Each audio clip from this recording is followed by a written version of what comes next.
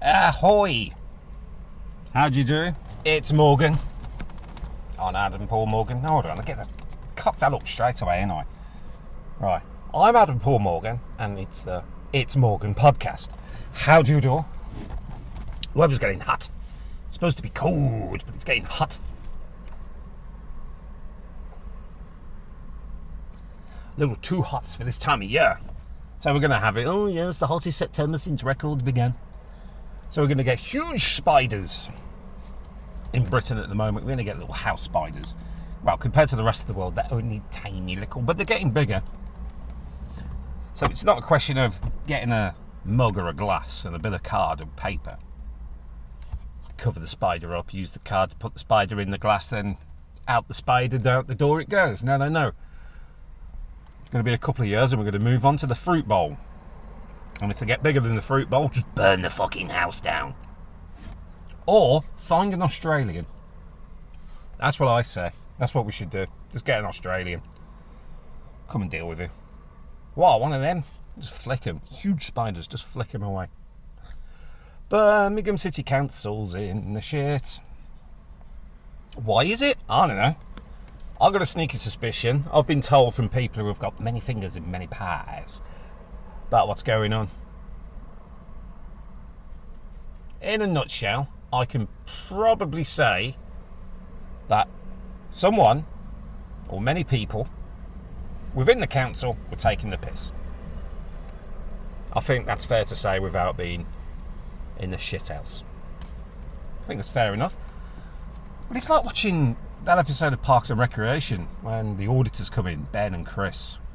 If you know what I'm on about, if not, don't worry. And they're going to have to slash that budget. Slash it. But the fucking city has gone bankrupt. Birmingham of all... Well, I'm no fucking surprise there, to be honest. They had the Commonwealth Games a couple of years back. So they ain't fucking finished the roadworks. Schools are crumbling. With the concrete. Where was that when I was at school? Schools been, having to shut, bit of home learning. Because of the concrete that was put up decades ago. Why didn't they cotton on to that when I was at school? I would have stayed home, done a bit of home learning. I wouldn't have done anything, I'll be honest. I would have had a Nintendo 64. But I overheard someone was talking. Let's just cover the backs. Their son/daughter, who's left school, but a good while ago. But they are dyslexic. I'm dyslexic. They got a laptop to use to... They were given a laptop for the schoolwork. Where the fuck was my laptop? I never got a laptop. I got a shitty little spell checker that broke within a day. That's all I got. But here's the thing, if you don't know how to spell the word in the first place, how's a spell checker going to help? This little plastic thing with a keyboard on.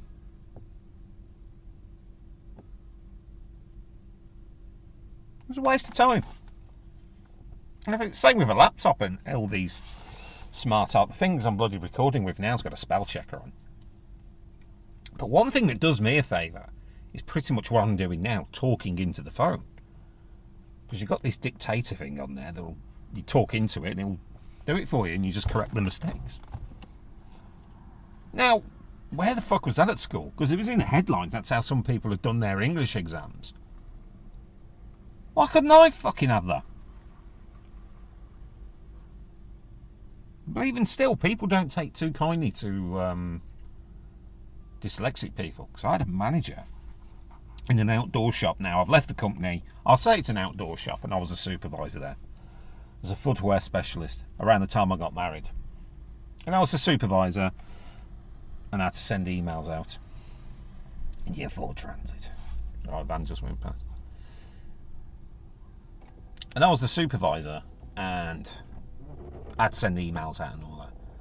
But obviously, my boss, she was all right until you got onto the wrong side of the end. She made your life a living hell since she became a bitch. She was high as a kite half the time.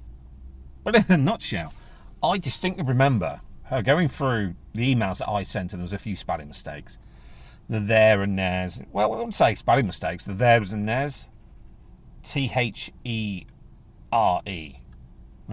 That's what I'd written when I was supposed to put THIRS. I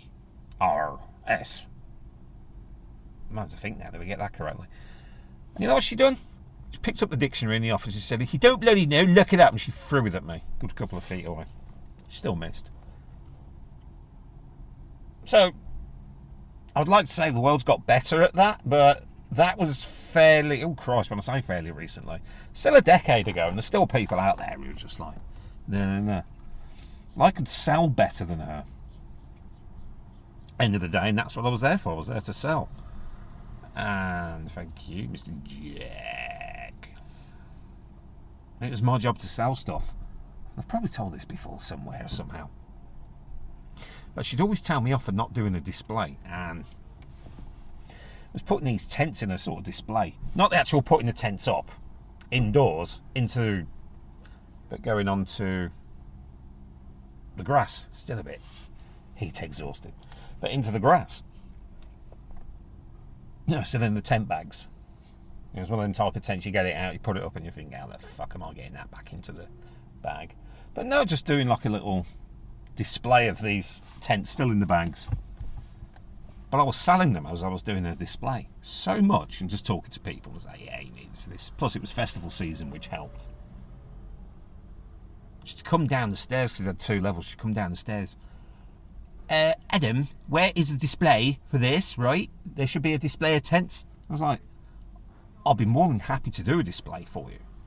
The only problem is, I've sold every one of them.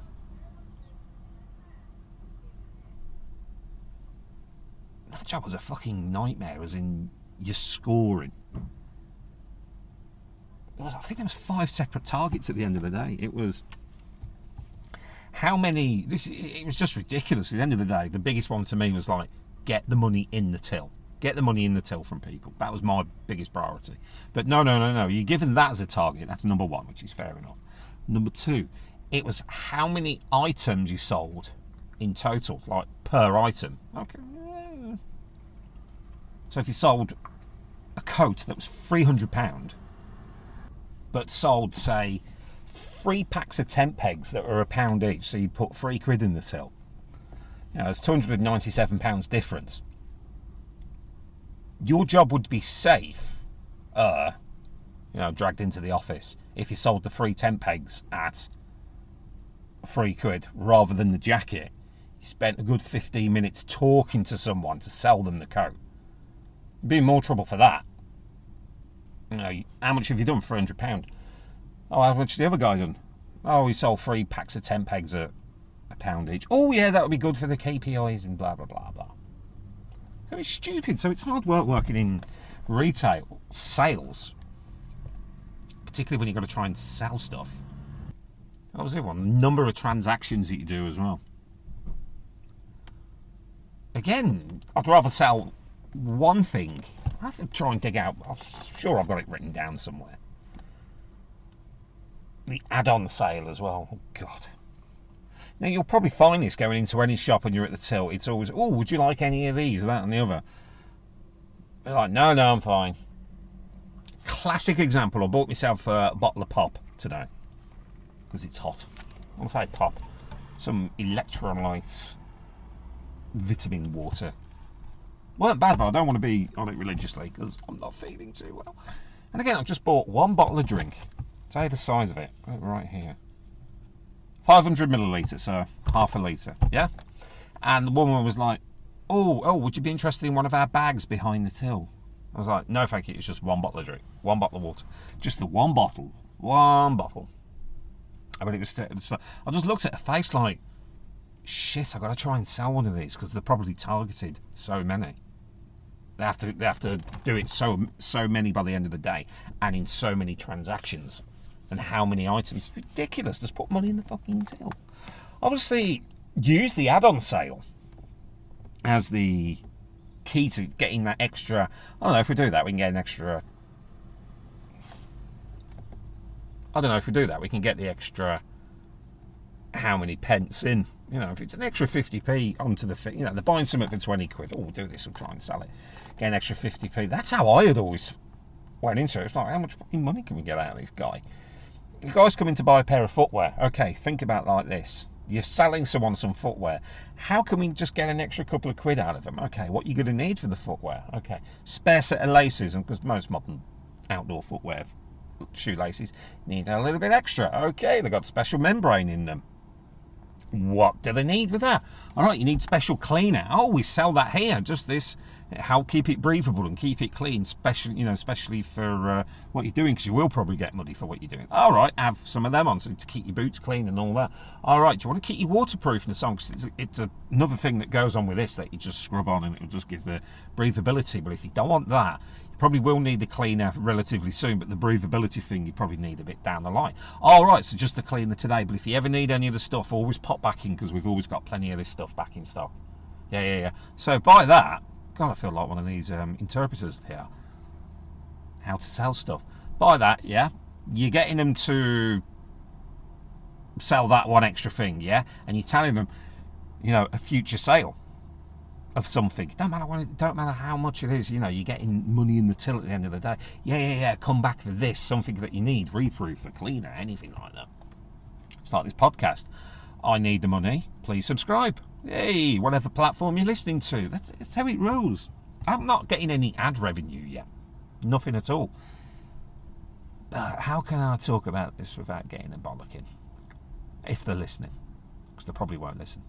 Anyway, I was asked to be in a company commercial. To be in it, the actual guy who does the actual thing. But I didn't want my face on that one. But here's the thing.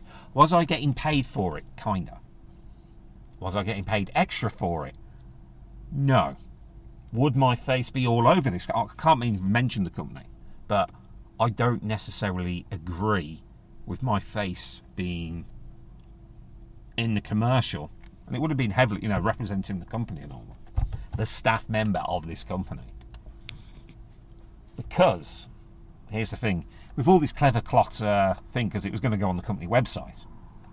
I don't know if it was going to be a promotional video. That's how it was sold to me, but I've got a sneaky suspicion it was something else. Now, if it was like a training video for internal use, no problem. I'll be in it. Yeah, happy days, but it was going to be to promote the company.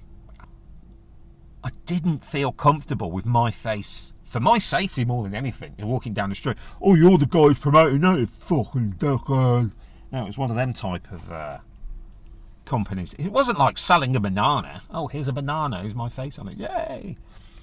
Or any of the manscaping, anything like that. Where you shave your balls. Nothing like that. It's, some people don't necessarily... it's essential, but people don't necessarily agree with it. And my face was... they wanted my face, so I just kindly neglected no. But the guy who asked me, he was like, yeah, he's probably going to say no. But then the powers above, I got an email from them saying, oh, we thought we'd ask you. I'll send them the reply. I said, I don't think for my safety more than anything. All nutrition. No things, these shaker things. Not the prime one. So I refuse to drink that crap. Can't whinge because of where I am. Or a prime drink, the prime drink, or an energy fucking supplement drink. I don't drink that crap. But. Now, if it was a product, more than a service, I would be like, yeah, how much money? Okay, use my face. Yay. I don't want to sound like that James Corden, who 1 minute is advertising the Windows phone and later on he's advertising a Android phone. Not like that. Depends what it was, Hopefully with this, there's some advertising revenue. Please subscribe. At the moment, I'm cool with just doing what I'm doing. Having to pause for cars every time they get past them, thinking, shit. I don't know. This is going to be a lot of editing. But no, I'm cool doing with this, and I know people are listening, because I'll have a quick look at the analytics every time I look on and say, yeah, thank you very much. Red Circle is the platform I'm using, and I'm not paying for it because it's free. Just get it out there and I'll see what goes on. But even the show, I'm thinking, well, the podcast, it's sort of like, okay, what can I do extra? What can I do extra for this? Probably put a jingle. I've got the theme tune, but just do that little bit extra for it. See, well, that's what it's all about. See, that's what it's all about. It's all about sales, getting it out there. But have I actively put on social media that about this thing yet? No. Maybe I should soon. I just want to get it nice and neat and tidy and relaxed and built up a bit before. All right, it's episode 21 and I haven't got around to it yet. I'm just getting in. That can come, but just getting into the sort of rhythm of me going, another car. Me going, without cars going past, of, hey, it's Morgan podcast. How are you? And all that stuff. But at the moment, I'm just enjoying the process. I like the editing as well, which is really cool. I like that, as sad as it is. It's sort of just getting out there eventually. I want to build it up. I'll get a couple of episodes and get into the rhythm. Now, if rhythm was a dancer, I'll put you in the air. I don't even know if that's the lyrics. But anyway, but that's what's going on. Little lesson in how sales. If you're a young person looking for a job, I would honestly recommend you avoid retail sales or a sort of checkout or a supermarket. I would go for catering. One, people are always hungry, so there's always going to be work and there's always going to be overtime. Secondly, you'll learn more. You'll learn a lot more in catering than you will trying to sell a fucking tent to someone who's clueless. Thirdly, you probably won't go hungry.